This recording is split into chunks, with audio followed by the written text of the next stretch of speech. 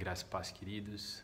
Hoje eu quero conversar com você um pouquinho a respeito do poder do perdão, sobre a necessidade que você e eu, que nós temos como homem e mulher de Deus, como servos, como cristão, de perdoar.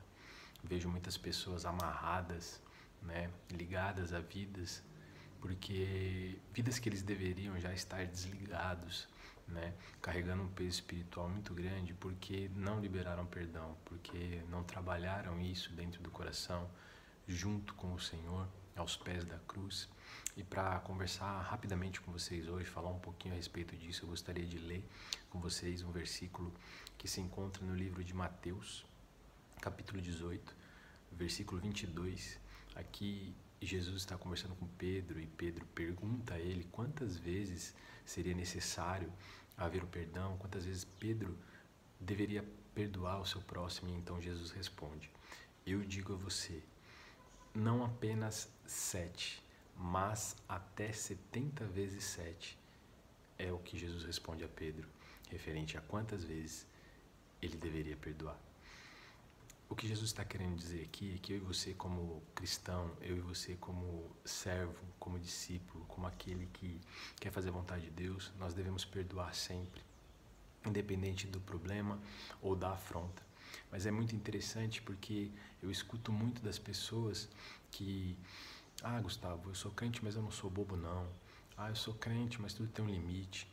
E quando a gente pensa nisso, a gente tem que voltar o nosso pensamento, os nossos olhos espirituais para dentro de nós mesmos. Porque quando nós recebemos o perdão do Senhor, o Senhor não olhou para as nossas mazelas, para as nossas dificuldades, para as nossas fraquezas, porque muitas vezes você fala assim: fulano de tal não merece o meu perdão, eu não concordo com a conduta dele, eu não acho que a maneira com que ele fez ou faz ou vive a vida dele é uma maneira correta. Pois bem, o Senhor Jesus também não concorda e não acha que a maneira que a gente caminha e que a gente faz na nossa vida é a maneira correta, mas ainda assim Ele libera sobre nós o perdão. Nós precisamos entender que o perdão, ele nos aproxima do Senhor, porque nós somos parecidos e acabamos parecendo com o Senhor quando nós liberamos o perdão sobre a vida de outra pessoa. Quando você não perdoa, você traz para você algo que não te pertence. Olha só, a medicina já descobriu que muitas das doenças, elas são causadas pela falta de perdão, pelo ódio, pelo rancor, pela mágoa. O câncer, não somente o câncer, mas tantas outras doenças são ligadas à parte psicológica e emocional. Quando você não libera perdão, está aí um dos frutos da falta de perdão. E a vida do cristão, ela não pode estar baseada em você ter razão ou não.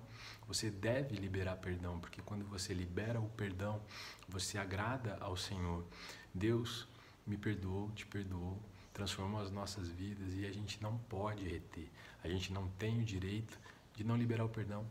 É interessante porque quando você libera o perdão sobre a vida de uma outra pessoa, é como um corte profundo que você fez.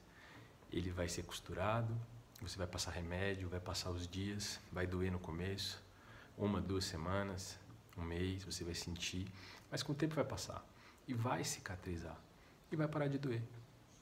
E aí vai chegar um tempo que você vai se lembrar, vai até olhar para a cicatriz e você falar: olha, doeu, mas hoje não dói mais. Agora, quando você não libera perdão, não é apenas como um corte superficial. Na realidade, quando você não libera o perdão, é como um câncer que vai te matando aos poucos, uma ferida profunda que não cicatriza e sempre que você mexe, que você toca, vai mexer com o teu interior, independente do tempo, porque você não liberou perdão, porque você não resolveu obedecer às ordens do Senhor. Portanto, na tua vida, entenda, há poder no perdão. Quando você perdoa alguém, mesmo você estando certo, você faz a vontade de Deus e você consegue liberar a tua vida, que pode estar conectada e ligada com outra vida. E quando você não libera o perdão, você acaba tendo uma brecha no mundo espiritual. E muitas vezes Satanás, ele faz uso dessa brecha. Gustavo, eu não entendo porque na minha vida as coisas não andam, eu não entendo porque certa situação ruim persiste na minha vida. E aí quando você vai conversar com a pessoa, ela até tem uma vida correta, uma vida de obediência ao Senhor, mas nesse ponto falta obediência, porque ela não perdoa.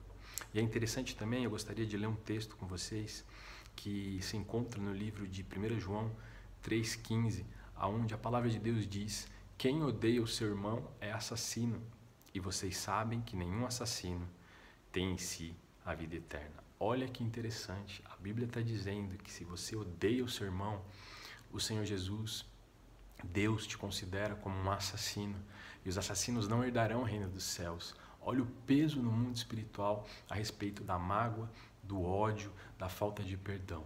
Compreenda, meu irmão, você não tem a opção de não perdoar, você precisa perdoar. Gustavo, eu não consigo. Gustavo é mais forte que eu. Gustavo, eu não tenho forças. Sim, na tua carne você não vai conseguir. Agora, a partir do momento que você pedir a ajuda do Espírito Santo, a partir do momento que você pedir ao Senhor em oração, Ele vai te ajudar. E você vai ver a diferença e a leveza que vai trazer para a tua caminhada com Cristo e para os seus dias aqui na terra.